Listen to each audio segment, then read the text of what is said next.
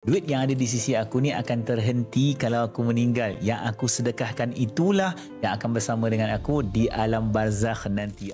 Di atas tanah ini akan ada ribuan orang membaca Al-Quran, solat, berzikir dan menuntut ilmu. Dan semoga setiap kebaikan yang mereka lakukan, pahalanya akan sampai kepada kita walaupun kita telah meninggal dunia. Sekarang ini pelajar-pelajar perempuan, mereka menumpang dan menggunakan bangunan untuk pelajar-pelajar lelaki belah sana.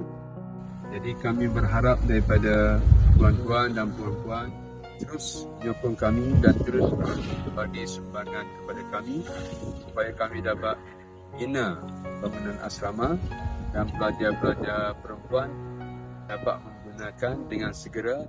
Pelajar lelaki yang sedang menumpang di masjid, mereka juga akan dapat berpindah ke bangunan untuk mereka.